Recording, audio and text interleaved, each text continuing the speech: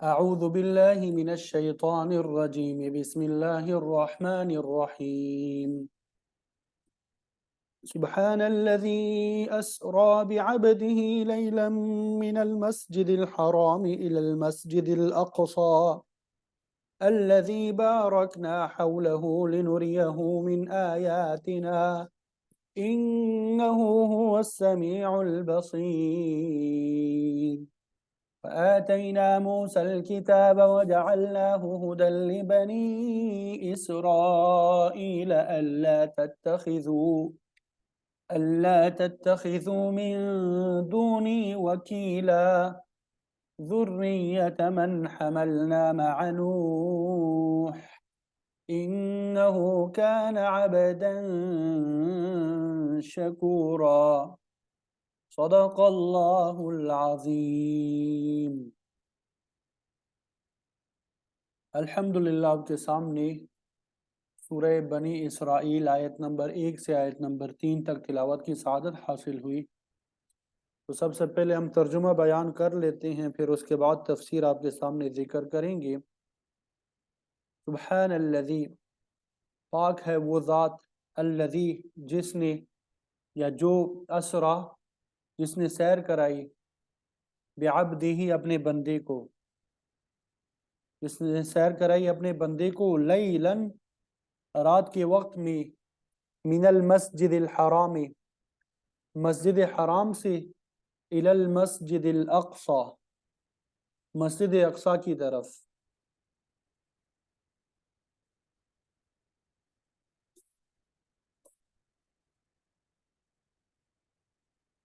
الذی بارکنا،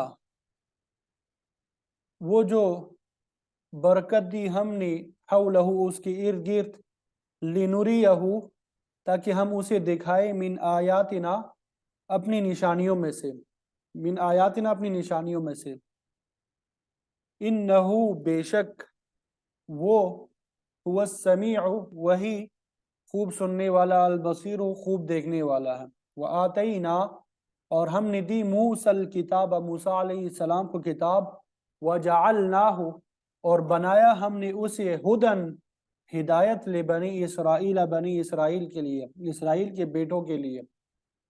اللہ، یہ اصل میں تھا ان لا، ان یہ کہ، لا تتخذو نہ بناؤ تم، ان کا معنی یہ کہ لا تتخذو نہ بناؤ تم، من دونی میرے علاوہ، وکیلا کوئی کارساز، ذریتا اولاد، من حملنا اس کی جو ہم نے سوار کیا، مع نوح نوح علیہ السلام کے ساتھ، انہو بے شک وہ، کان عبدا شکورا شکر گزار بندہ تھا۔ تم ان کی اولاد ہو جنہیں ہم نے نوح علیہ السلام کے ساتھ سوار کیا، بے شک نوح علیہ السلام جو ہے وہ شکر گزار بندے ہیں۔ وہ کیا ہے؟ شکر گزار بندے تھے۔ یہاں تک ترجمہ سمجھ میں آ گیا؟ اب مفسرین نے جو تفسیر بیان کی ہے اس کی طرف ہم جائیں گے۔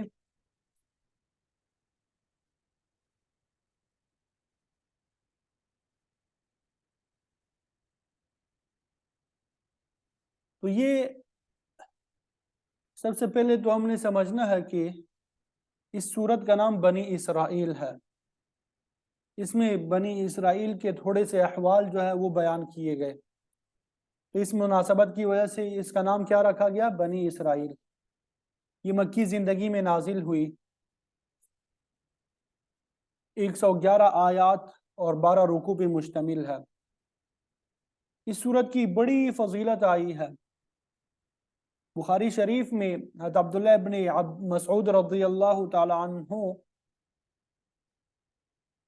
ان کا سورہ بنی اسرائیل، سورہ کہف اور سورہ مریم کے متعلق بیان ہے، انہن من العتاق الاول،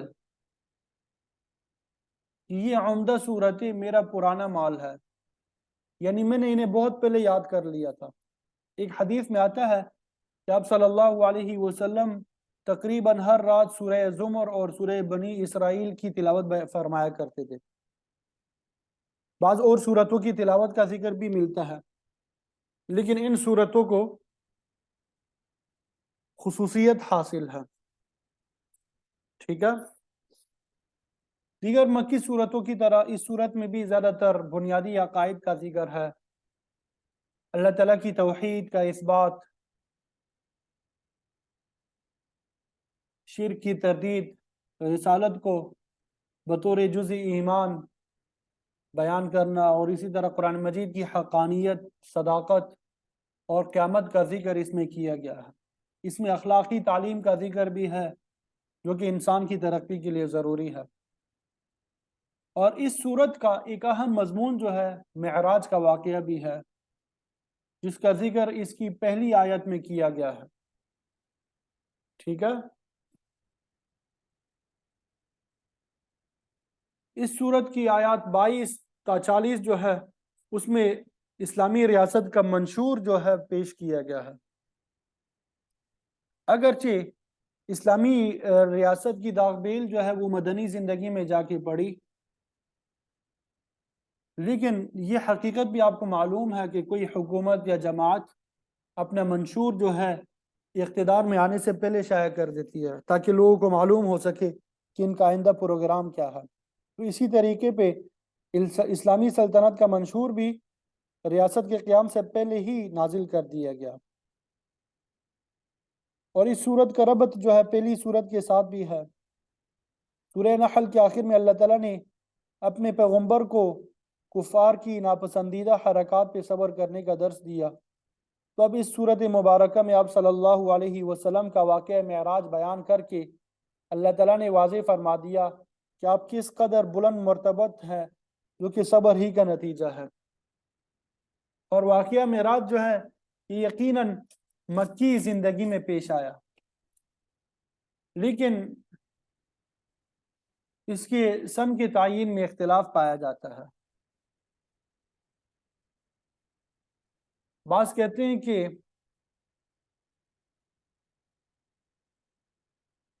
یہ واقعہ ہجرت سے 1 سال قبل پیش آیا. بعض کچھ کہتے ہیں، لیکن راجح بات یہ ہے کہ یہ واقعہ معراج جو ہے نبوت کے 10ویں سال یا 11ویں سال پیش آیا. تو اس اعتبار سے یہ واقعہ ہجرت سے 3 سال قبل کا ہے. اس سال جو ہے کئی دیگر اہم واقعات بھی پیش آئے. مثلا آپ صلی اللہ علیہ وسلم کی زوجہ محترمہ صدیقہ خدیجہ رضی اللہ تعالیٰ عنہ کی وفات، آپ کے چچا ابو طالب بھی اسی سال میں فوت ہوئے، اگرچہ وہ ایمان نہیں لائے، لیکن چونکہ انہوں نے بہت زیادہ آپ کی حمایت کی، مشرکین کی طرف سے تکالیف حد سے بڑھ گئی تو آپ کو طائف کا سفر بھی اسی سال اختیار کرنا پڑا. حدیث شریف میں یہ بھی آتا ہے چونکہ 5 وقت نماز واقعہ معراج میں فرض ہوئی، اس لیے خدیجہ رضی اللہ تعالیٰ عنہ 5 نمازیں ادا نہیں کر سکی. اس زمانے میں صرف 3 نمازیں تھی. رات کی نماز صرف آپ صلی اللہ علیہ وسلم پہ فرض تھی، باقی صرف 2 نمازیں فجر اور عصر فرض تھی، جیسا کہ سورہ طٰہٰ میں ہے قبل طلوع الشمس و قبل غروبها، کہ ایک طلوع سورج سے پہلے اور ایک سورج کے غروب ہونے سے پہلے. اہل سنت والجماعت کا یہ متفقہ مسئلہ ہے کہ واقعہ معراج صرف خواب کا واقعہ نہیں ہے جسے روحانی معراج تسلیم کر لیا جائے، بلکہ آپ کو یہ معراج جو ہے روح اور جسم دونوں کے ساتھ ہوا. خواب میں دیکھا جانے والا کوئی بھی واقعہ کوئی خاص حیثیت نہیں رکھتا اور نہ اس پہ اعتراض کرتا ہے، لیکن معراج النبی یہ ایسا حیرت انگیز واقعہ ہے جسے سن کر مشرکین نے فوراً اعتراضات شروع کر دیے کہ یہ کیسے ممکن ہو سکتا ہے کہ ایک شخص رات کے تھوڑے سے حصے میں زمین اور آسمان کے درمیان 50,000 سال کی مسافت طے کر لی.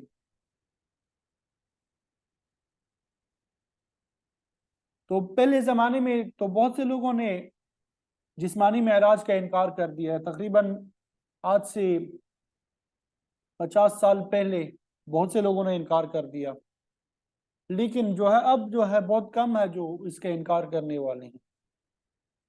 بعض لوگ جو ہے وہ ملحد ہے جو کہ نافرمانوں کی بدتر قسم ہے، انہوں نے انکار کیا. اور دوسری قسم کے وہ لوگ ہیں جو غلط فہمی کی بنا پہ جسمانی معراج کا انکار کرتے ہیں. इसकी बुनियाद अहादीस के बाद अल्फाज है जिनसे शुबह पैदा होता है, लेकिन जमहूर के नज़दीक ये जिस्मानी और रूहानी मुकम्मल मेराज था। इसकी तफसीलात आप सल्लल्लाहु अलैहि वसल्लम ने मुख्तलिफ औक़ात में बयान फरमाई। इस वाक़े के रावी जो है 40-45 सहाबा है जिन्होंने इस वाक़े के मुख्तलिफ हिस्से बयान किए, और अब मुहद्दिसीन ने तमाम तफसीलात को यकजा कर दिया है। बुखारी शरीफ, मुस्लिम शरीफ, तिरमिज़ी शरीफ, मुस्नद अहमद वगैरह सारी मातबर किताबों में इस वाक़े का बाकायदा बाब बांधा गया है, और आप सल्लल्लाहु अलैहि वसल्लम की खुसूसियात के साथ ये वाक़या भी बयान किया गया। जिस रात ये वाक़या पेश आया उस रात आप अपनी चचेज़ाद बहन उम्मे हानी के यहाँ मुकीम थे। उनका मकान खाना काबा के बिल्कुल करीब था। आप अक्सर वहाँ तशरीफ़ लाया करते थे। चूँकि आपका घर वहाँ से ज़रा दूर था, इसलिए बाज़ औक़ात अपनी बहन के यहाँ ठहर जाते ताकि रात को खाना काबा भी इबादत कर सके। बाज़ रिवायात में आपके अपने घर का जिक्र भी आता है कि आप वहाँ मुकीम थे, लेकिन मुहद्दिसीन फरमाते हैं कि उम्मे हानी के घर वाली रिवायत जो है सही है। आपने चचा के घर को अपने ही घर पे महमूल किया है। बाज़ रिवायात में हतीम के क़याम का जिक्र भी आता है। ये भी दुरुस्त है, क्योंकि आपके बयान के मुताबिक फरिश्ते आपको उम्मे हानी के घर से बेदार करके हतीम में ले आए थे। वही शक के सदर हुआ और फिर वहीं से आप सफ़र मेराज पे रवाना हुए। आपका बयान है कि फरिश्तों ने उम्मे हानी के मकान के छत जो है पाड़ के वहाँ से मुझे निकाला और फिर खाना काबा के हतीम वाले हिस्से में ले आए, और फिर मेरे सीने को चाक किया, कल्ब मुबारक को निकाला, उसे सोने के तश्त में रख के आब जमजम से धोया, उसे इल्म व हिकमत से भर दिया और फिर अपने ठिकाने पे वापस रख दिया। मुस्लिम शरीफ की रिवायत से ये भी मालूम होता है कि जिस वक्त आपका शक के सदर किया गया उस वक्त आप ज़मीन पे नहीं थे, बल्कि फरिश्तों ने आपको हाथों में उठा रखा था। सुम्मा उनज़िलतु, फिर जब वो अपना काम मुकम्मल कर चुके तो फिर मुझे नीचे उतार दिया गया। आप सल्लल्लाहु अलैहि वसल्लम की हयात मुबारक में शक सदर का वाक़या 4 मरतबा पेश आया है। पहला वाक़या 4-5 साल की उम्र में पेश आया, जबकि आप अपनी रज़ाई वालदा हलीमा सादिया रज़ी अल्लाह तआला अन्हा के यहाँ ज़ेर परवरिश थे। उस उम्र में बच्चा जो है आम तौर पे लहव व लइब में मुब्तला होता है। ठीक है,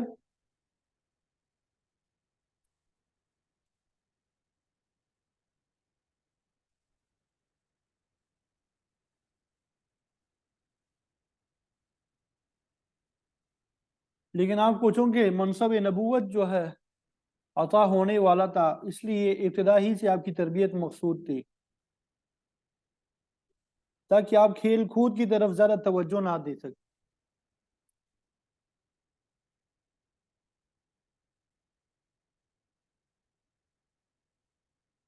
और फिर दूसरी तरफ शक के सदर उस वक्त पेश आया जब आपकी उम्र मुबारक 12-13 साल की थी। आगाज़ शबाब में अक्सर नौजवानों के ख्यालात जो है मुंतशिर हो जाते हैं, लेकिन आप अलैहिस्सलाम को चूँकि एक अजीम जिम्मेदारी दी जा रही थी, लिहाजा शक के सदर के ज़रिए आपके क़ल्ब मुबारक से वो तमाम चीज़ें दूर कर दी गई जिनसे लग़ज़श और ख़ता पैदा होने का इम्कान हो सकता है। मनसब नबूवत ये बड़ा बोझल मामला है। अल्लाह ताला ने सूरह मुज़म्मिल में फरमाया, इन्ना सनुल्क़ी अलैका क़ौलन सक़ीला, हम आप पर एक बोझल बात डालने वाले हैं।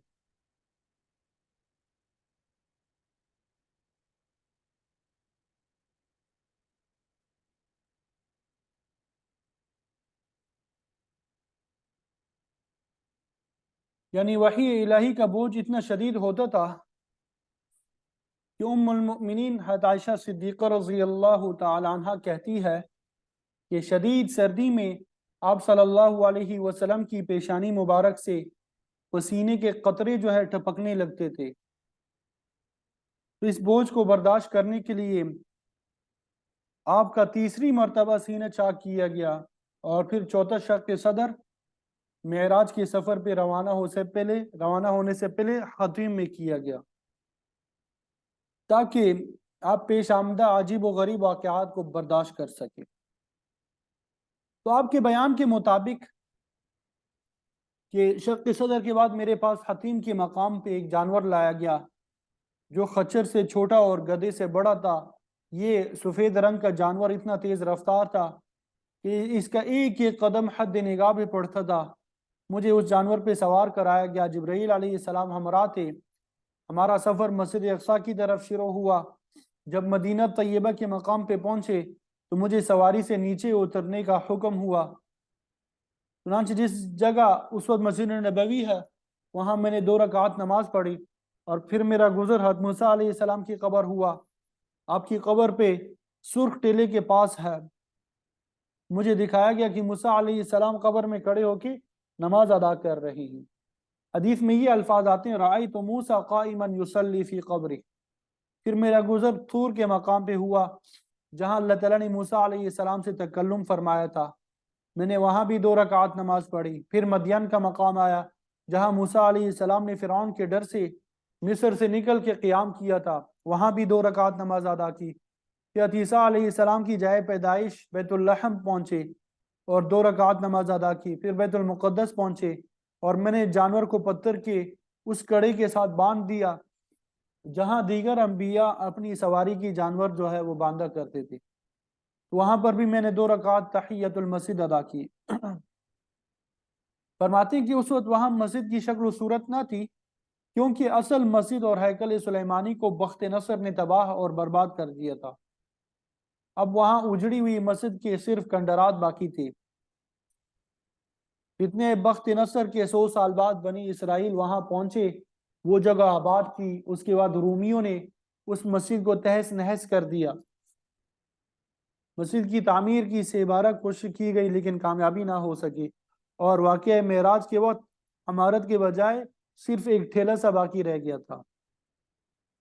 بیت اللہ کے ساتھ بھی ایسا ہی معاملہ پیش آتا رہا کہ اس کی اصل عمارت کی تعمیر حضرت آدم علیہ السلام اور شیث علیہ السلام کے زمانے میں ہوئی، پھر ابراہیم علیہ السلام نے اس کی تجدید کی۔ تو بہرحال عیسیٰ علیہ السلام کے زمانے میں بیت المقدس کے ارد گرد عمارات موجود تھی، لیکن خود مسجد جو ہے ویران ہو چکی تھی۔ تاریخ سے بھی یہ معلوم ہوتا ہے کہ حضرت عمر رضی اللہ تعالیٰ عنہ کے زمانے میں فلسطین فتح ہوا تو ہیکل سلیمانی کی اثر نو تعمیر کی گئی۔ بیت اللہ کی قبلہ مقرر ہونے سے پہلے بیت المقدس ہی قبلہ تھا، اسی کی طرف رخ کر کے نماز پڑھی جاتی تھی۔ وہاں قیام کے بعد آسمانوں کا سفر شروع ہوا۔ پہلے آسمان پہ حضرت آدم علیہ السلام سے ملاقات ہوئی۔ جبرائیل نے تعارف کرایا کہ آپ کے جد امجد ہے۔ میں نے سلام کیا، انہوں نے مرحباً کہہ کے جواب دیا۔ دوسرے آسمان پہ عیسیٰ اور یحییٰ علیہ السلام سے ملاقات ہوئی۔ تیسرے آسمان پہ حضرت یوسف علیہ السلام، چوتھے پہ حضرت ادریس علیہ السلام، پانچویں پہ حضرت ہارون علیہ السلام اور چھٹے پہ حضرت موسیٰ علیہ السلام سے ملاقات ہوئی، اور آخر میں 7ویں آسمان پہ حضرت ابراہیم خلیل اللہ سے ملے۔ تمام نبیوں کے ساتھ سلام اور جواب کا تبادلہ ہوا، اور پھر وہی مجھے بیت المعمور بھی دکھایا گیا۔ جس طرح زمین پہ انسانوں کے لیے خانہ کعبہ ہے، اسی طرح آسمانوں پر فرشتوں کا قبلہ بیت المعمور ہے۔ وہاں ہر روز جو ہے 70,000 فرشتے طواف کرتے ہیں، لیکن کسی فرشتے کو ایک سے زیادہ مرتبہ طواف کا موقع نہیں ملتا۔ اس کے بعد آپ صلی اللہ علیہ وسلم کو سدرۃ المنتہا کے مقام تک لے جایا گیا، جس کے پاس ہی جنت المأوا ہے، اور پھر اسی مقام پہ اللہ تعالیٰ کی تجلیات کا ظہور ہوا، جسے رؤیت باری تعالیٰ سے تعبیر کیا جاتا ہے۔ آپ نے جنت اور دوزخ کی سیر کی، جبرائیل علیہ السلام کو اپنی اصل شکل میں دیکھا۔ اس کے علاوہ بھی ہزاروں خارق عادات واقعات جو ہے پیش آئے۔ تو اسی مقام پر اللہ تعالیٰ نے آپ علیہ السلام کو 3 خاص چیزیں عطا فرمائی۔ حدیث شریف میں آتا ہے کہ اللہ تعالیٰ نے آپ پر اور آپ کی امت پر 50 نمازیں فرض کی، لیکن موسیٰ علیہ السلام کے مشورے سے آپ ان میں تخفیف کی درخواست کرتے رہے، اور پھر آخر میں 5 نمازیں رہ گئی۔ اس کے بارے میں فرمایا گیا ذالک خمس وذالک خمسین، یعنی یہ ادا کرنے میں تو 5 نمازیں ہیں لیکن درجے کے اعتبار سے 50 ہی ہے۔ بہرحال آپ کو پہلا تحفہ 5 نمازوں کا ملا، دوسرا تحفہ سورہ بقرہ کی آخری 2 آیات آمن الرسول سے لے کر علی القوم الکافرین تک، اور تیسری خاص چیز اللہ تعالیٰ کا یہ فرمان ہے کہ آپ صلی اللہ علیہ وسلم کی امت کا جو شخص شرک میں ملوث نہیں ہوگا اس کی غلطیاں جو ہے معاف ہوں گی، اس کی غلطیاں کیا ہوں گی؟ معاف ہوں گی۔ تو اس تعجب انگیز واقعے کو اللہ تعالیٰ نے اس طرح بیان فرمایا سبحان الذی اسری بعبدہ، کہ پاک ہے وہ ذات جو اپنے بندے کو رات کے وقت لے گئی۔ ظاہر ہے کہ آپ صلی اللہ علیہ وسلم خود تو معراج کے سفر پہ نہیں گئے، بلکہ خود اللہ تعالیٰ نے اپنی حکمت اور قدرت سے اس کا انتظام فرمایا۔ تمام قوتوں کا مالک اور قادر جو ہے وہ تو اللہ تعالیٰ ہے، تمام عیوب اور نقائص سے پاک ہے، تو وہ اس بات پہ بھی قادر ہے کہ اپنے بندے کو روح اور جسم دونوں کے ساتھ بلند سے بلند تر مقام تک لے جائے۔ اب منکرین اور ملحدین جو بھی تعویلیں کریں، اللہ تعالیٰ نے لفظ سبحان کے ذریعے سب کو ختم کر دیا۔ اتنا تیز رفتار جانور بھی اللہ تعالیٰ ہی مہیا کر سکتا ہے، اور پھر خاص بات یہ ہے کہ اتنے طویل سفر کے لیے لمبے چوڑے وقت کی ضرورت ہی نہیں پڑی، بلکہ فرمایا لیلن، یہ سب کچھ جو ہے رات بھر میں ہو گیا۔ اور لیلن کو نکرہ لانے کا مطلب یہ ہے کہ پوری رات بھی نہیں، بلکہ رات کے تھوڑے سے حصے میں یہ سارا واقعہ پیش آیا۔ لفظ اسرا یہ خود باب افعال ہے جو کہ متعدی ہے، اور اس کے بعد با لگا کے معیت کا معنی لیا گیا، یعنی اللہ تعالیٰ اپنے بندے کو رات کے تھوڑے حصے میں لے گیا۔ من المسجد الحرام الى المسجد الاقصی، مسجد حرام سے مسجد اقصی، یعنی دور والی مسجد کی طرف۔ اقصی کا معنی دور ہوتا ہے، کیونکہ بیت المقدس خطہ عرب سے دور ہے، اس لیے اسے مسجد اقصی کا نام دیا گیا۔ مسجد اقصی وہ مسجد ہے الذی بارکنا حولہ، جس کے ارد گرد ہم نے بابرکت برکات رکھی ہے، اس میں ظاہری اور باطنی دونوں قسم کی برکات شامل ہے۔ ظاہری طور پہ یہ خطہ سرسبز و شاداب ہے، یہاں پہ نہریں، چشمے، باغات ہے، اور یہ ہزاروں انبیاء کا قبلہ رہا، ان کی وہاں قبریں بھی موجود ہے، یہاں پہ اللہ تعالیٰ کی خصوصی رحمتیں نازل ہوتی ہے۔ تو یہ ظاہری اور باطنی ہر اعتبار سے بابرکت مقام ہے۔ مفسرین نے یہ نکتہ بھی بیان کیا ہے کہ مسجد حرام سے مسجد اقصی تک لے جانے میں یہ حکمت بھی ہے کہ حشر کا میدان اسی مقام پہ قائم ہوگا، اس لیے آپ صلی اللہ علیہ وسلم کو سب چیزوں سے متعارف کرا دیا گیا، اور پھر آپ کے توسط سے آپ کی امت کو بھی ان چیزوں سے آگاہ کیا گیا۔ اور اس واقعے کو بیان کرنے کا ایک مقصد اللہ تعالیٰ نے یہ بھی بیان فرمایا لِنُرِيَهُ مِنْ آیاتنا، تاکہ ہم اپنے نبی کو اپنی قدرت کی نشانیاں اور کمالات دکھائیں۔ ظاہر ہے کہ اللہ تعالیٰ نے آپ کو عالم بالا اور عالم ملکوت کی بہت سی جگہوں کی سیر کرائی، اپنی قدرت کی عجیب و غریب نشانیاں دکھائی۔ اِنَّهُ هُوَ السَّمِيعُ الْبَصِيرُ، بے شک اللہ تعالیٰ ہر بات کو سنتا ہے، ہر چیز کو دیکھتا ہے۔ اس نے اس واقعے کے ذریعے اپنے نبی کا مرتبہ بلند فرمایا، اور اس ایک آیت میں آپ کے فضائل حمیدہ کا تذکرہ کر دیا گیا۔ پھر آگے اگلی آیات میں حضرت موسیٰ اور نوح علیہ السلام کا ذکر ہے، ٹھیک ہے۔ وَآتَيْنَا مُوسَى الْكِتَابَ وَجَعَلْنَاهُ هُدًى لِبَنِي إِسْرَائِيلَ۔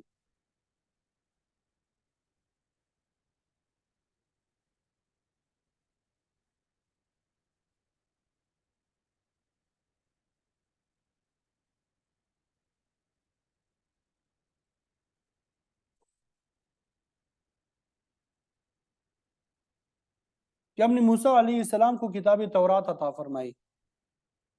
یہ جو تورات کا ذکر جو ہے اصل میں نزول قرآن کی تمہید ہے، جس کا ذکر اسی رکوع کے آخر میں کیا گیا، ان هذا القرآن یہدی للتی ہی اقوم،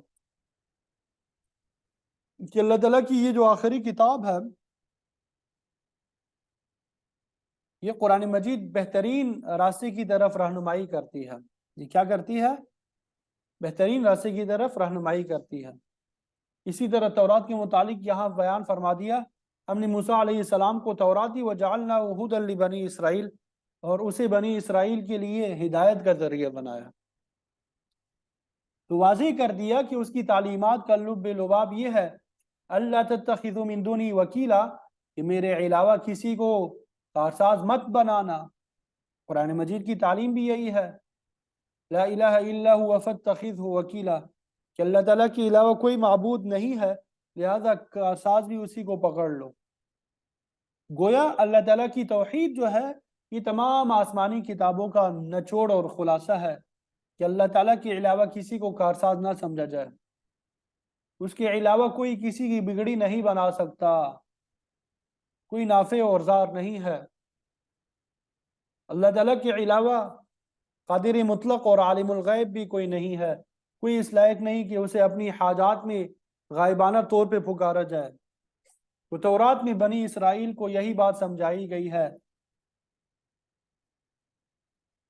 تحریف شدہ تورات میں اب بھی اس قسم کی آیات موجود ہے کہ اے بنی اسرائیل، میں تمہارا غیور خدا ہوں، میرے ساتھ کسی کو عبادت میں شریک نہ بنانا۔ تو اسی مسئلے میں آ کے اکثر لوگ پھسل جاتے ہیں۔ آگے پھر اللہ تعالیٰ نے مشرکین عرب کی توجہ اس حقیقت کی طرف دلائی، ذریۃ من حملنا مع نوح، کہ تم ان لوگوں کی اولاد ہو جن کو ہم نے نوح علیہ السلام کے ساتھ کشتی میں سوار کرایا تھا۔ بنی اسرائیل کو خطاب ہے کہ تمہارے آبا و اجداد نوح علیہ السلام پہ ایمان لانے والے اور طوفان نوح سے بچ جانے والے لوگ ہیں، اور نوح علیہ السلام جو ہے انہو کان عبدا شکورا، وہ اللہ تعالیٰ کا شکر گزار بندہ تھا۔ تو آپ کے ماننے والے اسی شکر گزاری کی بنا پہ بچ گئے، اور پھر ان سے آگے نسل انسانی چلی۔ تو جو لوگ مشرک اور ناشکر گزار تھے ان کو اللہ تعالیٰ نے پانی میں غرق کر دیا۔ لہذا اے بنی اسرائیل، خبردار رہو کہ اگر تم نے بھی اللہ کی ناشکری کی تو تمہارا انجام بھی قوم نوح سے مختلف نہیں ہوگا۔ اس لیے شکر گزاری کو اپنا وطیرہ بنا لو، اور اس شکر گزاری کا پہلا فرض یہ ہے کہ اللہ تعالیٰ کی وحدانیت کو تسلیم کیا جائے، اور اس کے ساتھ کسی کو شریک نہ بنایا جائے۔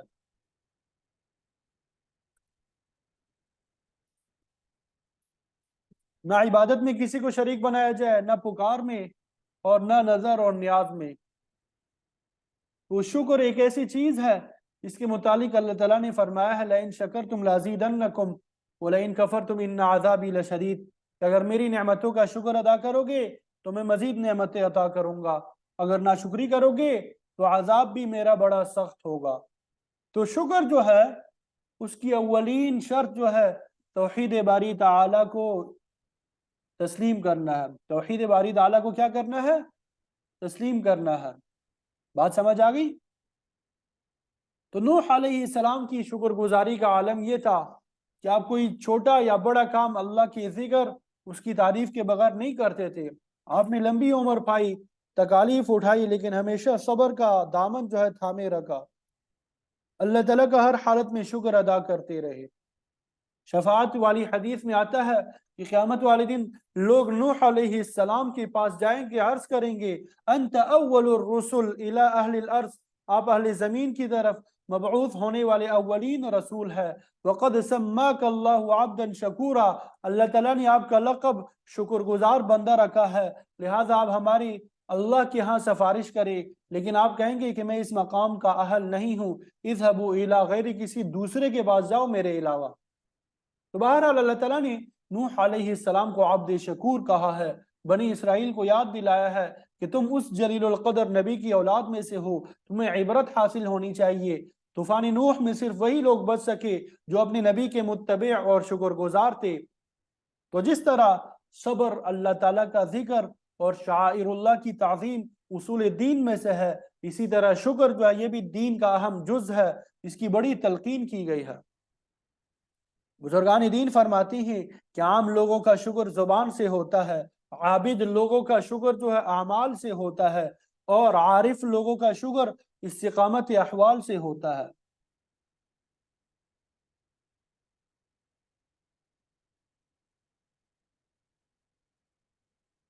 بات سمجھ آ گئی؟ جنید بغدادی رحمۃ اللہ علیہ فرماتے ہیں کہ ابھی 7-8 سال کی عمر میں تھا، میرے استاد اور ماموں جو ہے انہوں نے پوچھا بیٹا شکر کیا ہوتا ہے؟ فرماتے ہیں کہ استاد کی صحبت سے اتنا فیض حاصل ہو چکا تھا کہ میں نے جواب دیا حضرت شکر یہ ہے کہ اللہ تعالیٰ کی کسی نعمت کو معصیت میں نہ لگایا جائے، گناہ میں نہ لگایا جائے۔ انہوں نے فرمایا تمہیں یہ بات کہاں سے معلوم ہوئی؟ کہنے لگے آپ کی مجلس میں بیٹھنے سے۔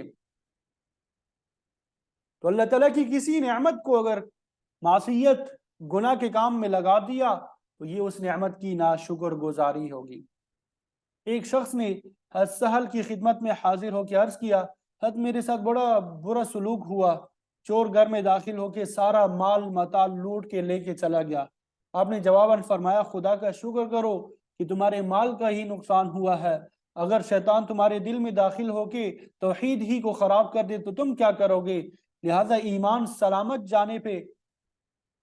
بچ جانے پہ اللہ تعالیٰ کا شکر ادا کرو۔ ایک دفعہ حضرت عمر بن عبدالعزیز کی خدمت میں ایک وفد آیا، وفد میں ایک نوجوان نے گفتگو شروع کی تو آپ نے فرمایا بھائی کسی بڑے آدمی کو بولنے دو۔ وہ نوجوان کہنے لگا کہ اگر بات چیت کا دار و مدار صرف بڑوں پہ ہی ہے تو پھر آپ مسند خلافت پہ کیسے متمکن ہے جبکہ آپ سے بڑی عمر کے بہت سے لوگ موجود ہیں؟ اس پر آپ نے اسے گفتگو جاری کر رکھنے کی اجازت دے دی۔ وہ نوجوان بولا ہم نہ تو کسی چیز کے حصول کے لیے آئے ہیں نہ ہی ہمیں کسی قسم کا خوف یہاں کھینچ لایا ہے، جہاں تک ہمارے حق کا تعلق ہے وہ تو ہمارے علاقے میں ہی مل جاتا ہے، کیونکہ آپ کسی کا حق ضائع نہیں کرتے، اور خوف ہمیں اس لیے نہیں کہ آپ کے عدل نے اسے یقینی بنا دیا ہے۔ ایک چیز سے آپ کے فضل نے ہمیں فائدہ پہنچایا ہے اور دوسری چیز عدل نے ہمیں معمون کیا ہے۔ حضرت عمر بن عبدالعزیز نے پوچھا پھر آئے کس لیے ہو؟ کہنے لگے کہ ہم آپ کا شکریہ ادا کرنے کے لیے حاضر ہوئے ہیں۔ اللہ تعالیٰ نے آپ کو یہ توفیق بخشی ہے کہ آپ خلیفہ عادل ہے، تمام مخلوق کی آرام اور آسائش کا خیال رکھتے ہیں۔ بزرگان دین فرماتے ہیں کہ کوئی شخص صحیح معنی میں اللہ تعالیٰ کی کسی نعمت کا شکر ادا نہیں کر سکتا۔ ہاں اللہ تعالیٰ تھوڑے سے ہی شکر پہ راضی ہو جاتا ہے۔ اللہ تعالیٰ نے آل داود کو خطاب کرتے ہوئے فرمایا اعملوا آل داود شکرا وقلیل من عبادی الشکور۔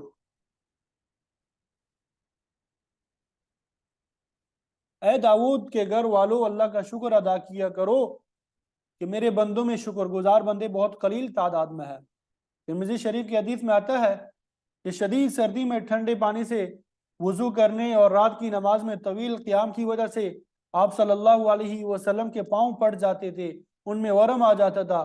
صحابہ نے عرض کیا حضور اللہ تعالیٰ نے آپ کو بہت بڑی فضیلت عطا فرمائی ہے، حتیٰ کہ سورہ فتح میں آپ کی اگلی پچھلی تمام لغزشوں کی معافی کا اعلان فرما دیا ہے، تو آپ اس قدر تکلیف کیوں اٹھاتے ہیں کہ آپ کے پاؤں متورم ہو جاتے ہیں؟ آپ نے یہ جواب دیا افلا اکون عبدا شکورا، کیا میں اللہ کا شکر گزار بندہ نہ بنوں؟ تو اللہ تعالیٰ نے انسان کو بے شمار انعامات سے نوازا ہے۔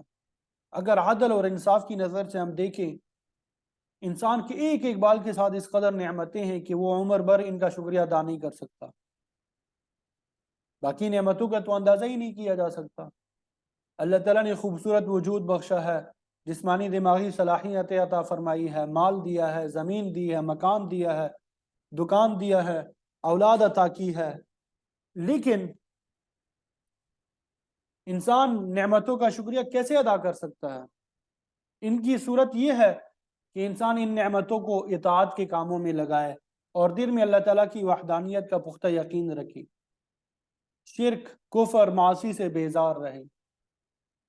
آثار میں آتا ہے کہ داؤد علیہ السلام نے اللہ کی بارگاہ میں عرض کیا کہ اے پروردگار میں تو تیرا شکریہ کسی طرح بھی ادا نہیں کر سکتا، کیونکہ شکریہ ادا کرنا تیری ایک نعمت ہے، اور جب بھی میں شکر ادا کرتا ہوں تو ایک اور نعمت تلے جو ہے میں دب جاتا ہوں۔ اللہ تعالیٰ نے فرمایا اے داؤد اب تم نے مقام شکر کو پا لیا ہے۔ انسان کی طرف سے عجز و انکساری کا اظہار ہی یہ بہت بڑا شکر ہے، ٹھیک ہے؟ اگر اور کچھ نہیں تو انسان کو ज़ुबान से तो बहरहाल अल्लाह का शुक्र अदा करना चाहिए। आप सल्लल्लाहु अलैहि वसल्लम का मुबारक इरशाद है कि जब कोई बंदा खाना खाता है या मशरूब पीता है और फिर अल्हम्दुलिल्लाह के कि अल्लाह का शुक्र अदा करता है, तो अल्लाह ताला उस बंदे से राज़ी हो जाता है और कहता है कि इसने मेरा शुक्रिया अदा किया है। अल्लाह ताला से दुआ है कि मुझे आपको इन बातों पे अमल करने की तौफीक अता फरमाए, शुक्र की हकीकत नसीब फरमाए। व आखिरु दावाना अनिल हम्दुलिल्लाहि रब्बिल आलमीन।